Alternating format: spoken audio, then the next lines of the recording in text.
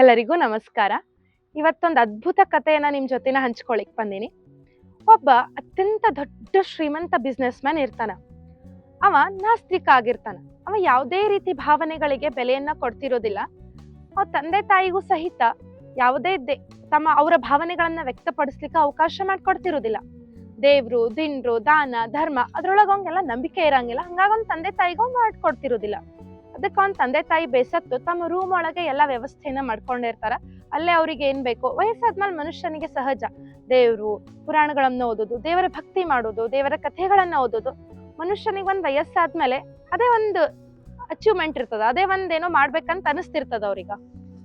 ಅವಾಗ ಅವನೊಂದ್ ಆಶೆ ಏನಿರ್ತದಂದ್ರ, ಪ್ರಪಂಚದ ದೊಡ್ಡ ಬಿಸ್ನೆಸ್ ಮ್ಯಾನ್ಸ್ಗಳೊಳಗ ಲಿಸ್ಟ್ ಒಳಗ ಅವಂದು ಒಂದ್ ಹೆಸರು ಬರ್ಬೇಕು ಅನ್ನೋದೊಂದ್ ಕನಸು ಇರ್ತದ. ಅದೇ ರೀತಿ ಸ್ವಲ್ಪ ವರ್ಷದೊಳಗ ಅವ ಬಹಳ ದುಡಿತಾನ, ಶ್ರಮ ಪಡ್ತಾನ. ಹಂಗ ಸ್ವಲ್ಪ ವರ್ಷ ಒಳಗ ಒಂದ್ ಆ ಲಿಸ್ಟ್ ಒಳಗ ಹೆಸರು ಬರ್ತದ. ಮೀಡಿಯಾದವ್ರು ಒಂದ್ಸರಿ ಅವ್ನ ಮನೆಗ್ ಇಂಟರ್ವ್ಯೂಗ್ ಬರ್ತಾರ. ಸರ್, ಮತ್ ಇಷ್ಟ ದೊಡ್ಡ ಬಿಸ್ನೆಸ್ ಮ್ಯಾನ್ಸ್ ಲಿಸ್ಟ್ ಒಳಗ ನಿಮ್ದು ಹೆಸರು ಬಂದದ, ನಿಮ್ಗೆ ಹೆಂಗ್ ಅನಿಸ್ತದ? ನೀವು ಮನಿ ಒಳಗ ಎಲ್ಲಾರು ಹೆಂಗ್ ನಿಮಗ್ ಟ್ರೀಟ್ ಮಾಡ್ತಾರ ಹೇಳ್ರಿ ಅಂತೆಲ್ಲಾ ಕ್ವಶನ್ಸ್ ಕೇಳಲಿಕ್ ಚಾಲು ಮಾಡ್ತಾರ. ನೀವೆಲ್ಲಾ ಹೇಳ್ತಿರ್ತಾನ. ಆಮೇಲೆ ಅವ್ರ ಮೀಡಿಯಾದವರು ನಿಮ್ಮ ತಂದೆ ತಾಯಿಯನ್ನು ಸಹಿತ ಕರೆದ್ ನಮಗ್ ಪರಿಚಯ ಮಾಡಿಸ್ರಿ ಅಂತ ಹೇಳ್ತಾರ. ಆಮೇಲೆ ಅವ್ರ ತಂದೆ ತಾಯಿಗ ಕರಿತಾನ. ಅವರು ಹಿಂದೆ ನಿಂತ ಅವ್ನ ಮಾತನ್ನ ಕೇಳ್ತಿರ್ತಾರ. ಬರ್ತಾರ. ಆಮೇಲೆ ಮೀಡಿಯಾದವರು ನಿಮ್ಗೆ ಹೆಂಗ್ ಅನಿಸ್ತದ, ನಿಮ್ ಮಗ ಇಂತ ದೊಡ್ಡ ಅಚೀವ್ಮೆಂಟ್ ಮಾಡ್ಯಾರ, ಇಂತ ದೊಡ್ಡ ಲೀಸ್ಟ್ ಒಳಗ ಅವ್ರ ಹೆಸರು ಬಂದದ, ನಿಮಗ್ ಹೆಂಗ್ ಅನಿಸ್ತದ ಅಂತ ಕೇಳ್ತಾರ. ಅವರು ಬಂದ್ ಹೇಳ್ತಾರ, ನೀವ್ ಯಾರ ಬಗ್ಗೆ ಕೇಳಿಕತ್ತೀರಿ, ನೀವು ನಮ್ ಮಗಾನೇ ಅಲ್ಲ ಅಂದ್ಬಿಡ್ತಾರ. ಅವ್ರಿಗೆ ಗಾಬರಿ ಆಗ್ಬಿಡ್ತದ ಮೀಡಿಯಾದವ್ರಿಗೆಲ್ಲ. ಏನ್ ಇವ್ರು ಹಿಂಗ್ ಅಂತಾರಲ್ಲ, ನನ್ ಮಗ ಅಲ್ಲ ಅನ್ಲಿಕತ್ತಾರಲ್ಲ ಅಂತ ಹೇಳಿ ಅವ್ರಿಗೊಂಥರ ಅನಿಸ್ಬಿಡ್ತದ. ಆಮೇಲೆ ಮಗ ಬಂದ್ ಕೇಳ್ತಾನ, ಅಮ್ಮಪ್ಪ ನೀವ್ ಹಿಂಗ್ಯಾಕ್ ಮಾತಾಡ್ಲಿಕತ್ತೀರಿ, ಇಷ್ಟ ದೊಡ್ಡ ಮೀಡಿಯಾ ಮುಂದ್ ನನಗ್ ಯಾಕೆ ಇನ್ಸಲ್ಟ್ ಮಾಡ್ಲಿಕತ್ತೀರಿ, ಏನಾತು ಅಂತ ಹೇಳಿ ಕೇಳ್ತಾನ. ಹಿಂದ್ ಕರ್ಕೊಂಡ್ ಹೋಗ್ತಾನ. ಯಾಕ ಏನಾಗ್ಯದ, ಹಿಂಗೆಲ್ಲ ಯಾಕೆ ಮಾತಾಡ್ಲಿಕತ್ತೀರಿ ಅಂತ ಕೇಳ್ತಾರ. ನೀ ಯಾರ ಅನ್ನೋದೇ ಗುರ್ತಿಲ್ಲಪ್ಪ, ನೀ ಏನ್ ನನ್ ಮಗ ಆಗ್ತಿ ಅಂತ ಹೇಳಿ ತಾಯಿ ಅಂತಾಳ. ಅವಂಗ ಏನ್ ಮಾಡೋದೇ ತಿಳಿಯಂಗಿಲ್ಲ. ಪ್ಲೀಸ್ ಅಮ್ಮಪ್ಪ ಏನಾದ್ರು ಆಮೇಲೆ ಮಾತಾಡೋಣ, ಬರ್ರಿ ಚೆನ್ನಾಗ್ ಉತ್ತರ ಕೊಡ್ಬರ್ರಿ ಮೀಡಿಯಾ ಮುಂದ, ನಾ ಇಂತ ದೊಡ್ಡ ಅಚೀವ್ಮೆಂಟ್ ಮಾಡೀನಿ, ನಾನು ಅಪ್ರಿಶಿಯೇಟ್ ಮಾಡ್ಬರ್ರಿ ಮೀಡಿಯಾ ಮುಂದ ಅಂತ ಹೇಳ್ತಾನ. ಆದ್ರ ಅವ್ನ ತಂದೆ ತಾಯಿ ನೀ ಯಾರಂತೆ ಗುರ್ತಿಲ್ಲ, ನಿನ್ನೇನ್ ಅಪ್ರಿಶಿಯೇಟ್ ಮಾಡೋಣ ಅಂತ ಕೇಳ್ತಾರ. ಅವಂಗೊಂಥರ ವಿಚಿತ್ರ ಅನಿಸ್ಬಿಡ್ತದ. ಮೀಡಿಯಾದವ್ರು ಒಬ್ರಿಗೊಬ್ರು ಮುಖ ನೋಡ್ಲಿಕ್ ಚಾಲು ಮಾಡ್ತಾರ.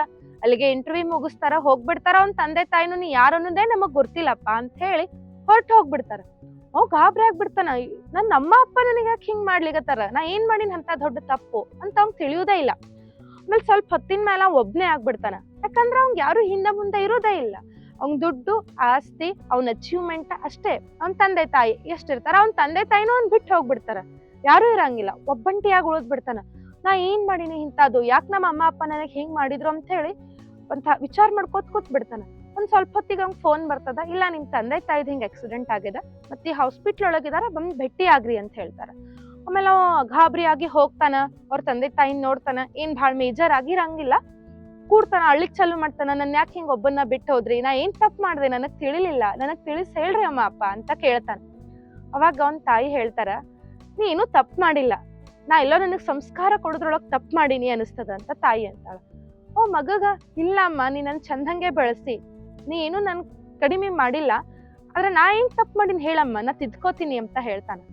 ಆದ್ರ ಅವ್ರ ತಾಯಿ ಹೇಳ್ತಾಳ, ನೀ ಇಷ್ಟು ದೊಡ್ಡ ಬಿಸ್ನೆಸ್ ಮ್ಯಾನ್ ಆಗಿ ಬೆಳೆದಿ, ಇಷ್ಟು ದೊಡ್ಡ ಅಚೀವ್ಮೆಂಟ್ ಮಾಡಿ, ಅದಕ್ ನಮಗ್ ಹೆಮ್ಮೆ ಅದ, ನೀ ನಮಗ್ ಏನೂ ಒಂದು ನಡೀತದ. ಆದ್ರ ಜನನಿ ಜನ್ಮ ಭೂಮಿಸ್ಯ ಸ್ವರ್ಗಾದಪಿ ಗರ್ಯಸಿ ಅನ್ನೋ ಮಾತನ್ನ ನೀ ಮರ್ತಿ. ನೀ ಆ ಮೀಡಿಯಾ ಮುಂದ ಭಾರತದ ಬದ್ದಲ್ ಕೇಳಿದಾಗ ನೀ ಏನೋ ಅಸಭ್ಯವಾಗಿ ಮಾತಾಡಿದಿ ದೇಶದ ಬದ್ದಲ್. ನನಗದ್ ಬಹಳ ಮನಸ್ಸಿಗೆ ನೋವಾತು. ನನ್ನ ಮಹತ್ವ ನಿನ್ನ ತಿಳಿಸಿದೆ, ನಿನ್ನ ತಂದೆ ಮಹತ್ವ ತಿಳಿಸಿದೆ, ಜೀವನದ ಪಾಠ ಕಲಿಸಿದೆ. ಆದ್ರ ಈ ಭೂಮಿಯ ಬದ್ದಲ್ ನಿನಗ್ ತಿಳಿಸೋದು ನಾ ಎಲ್ಲೋ ಕಮ್ಮಿ ಮಾಡ್ದೆ ಅನಿಸ್ತದ. ನೀ ಭಾರತ ದೇಶಕ್ಕೇನೋ ಅಸಭ್ಯವಾಗಿ ಮಾತಾಡ್ದಿ, ಅದ್ ನಮ್ ಮನಸ್ಸಿಗೆ ಬಹಳ ನೋವನ್ನ ಕೊಡ್ತು ಅಂತ ಹೇಳ್ತಾರ.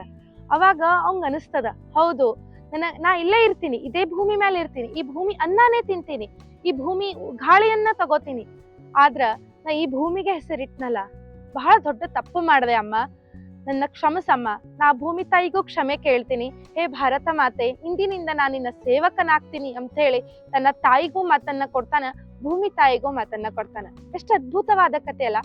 ನಾವು ನಮ್ಮ ಮಕ್ಳಿಗೆ ಪ್ರತಿಯೊಂದನ್ನು ನಾವು ಜೀವನದೊಳಗೆ ಹೆಂಗ ಇರ್ಬೇಕು ಅಂತ ಕಲ್ಸ್ಕೋತಾ ಹೋಗ್ತೀವಿ. ಅದ್ರ ಜೊತೆಗೆ ಇಂತಹ ವಿಷಯಗಳನ್ನು ನಾವು ನಮ್ಮ ಮಕ್ಳಿಗೆ ಹೇಳ್ಕೊಡ್ಬೇಕಾಗ್ತದ.